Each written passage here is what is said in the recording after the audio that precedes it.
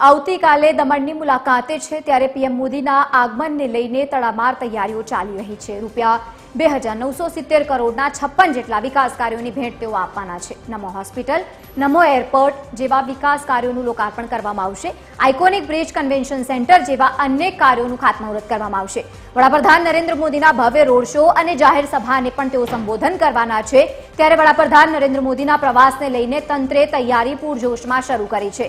પ્રદેશ સહિત ગુજરાત અને મહારાષ્ટ્રની પોલીસનો પણ ચુસ્ત બંદોબસ્ત જોવા મળશે।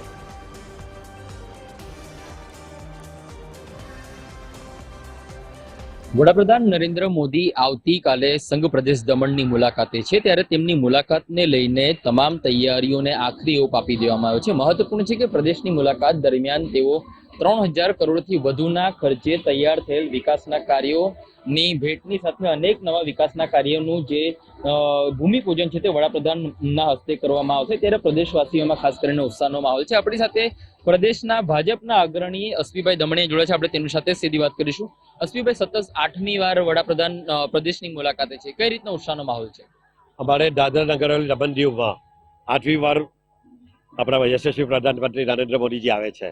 એક ફેસ્ટિવલ જેવો માહોલ છે અને એવન આવે છે તો કંઈનું કંઈ આપી જાય છે।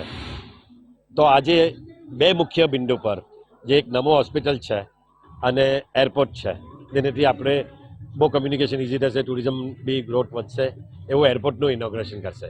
સાથે સાથે 3000 કરોડના બીજા નવા પ્રોજેક્ટ્સ બી આપે છે। 15 જેવા શિલાન્યાસ કરશે, 38 જેવા નવા પ્રોજેક્ટ્સ છે।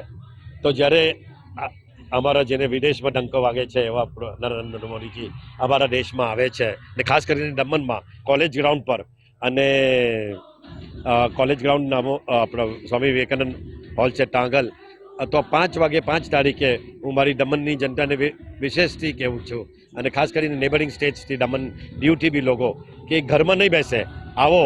એક ફેસ્ટિવલ જેવો માહોલ છે। દેવકા પર, નમોપટ પર બધે સોંગ્સ, લાઇટિંગ્સ મૂક્યા છે, લેન્ડ સ્ક્રીન્સ છે ને બધી અરેન્જમેન્ટ બની છે।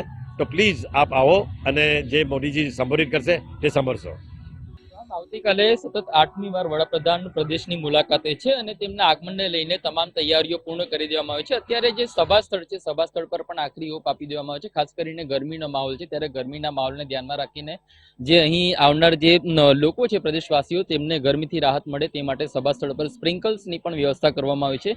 આવતીકાલે ખૂબ જ જે મહત્વના જે કામો છે તેના લોકાર્પણની સાથે એક ભવ્ય રોડ શો પણ થવાનું છે। ત્યારે આમ પ્રદેશમાં જ્યારે સતત 8મી વાર વડાપ્રધાન મુલાકાતે આવે છે તેને જ લઈને તમામ તૈયારીઓને આખરી ઓપ આપી દેવામાં આવ્યો છે। રિતેશ પટેલ, TV 13, દમણ।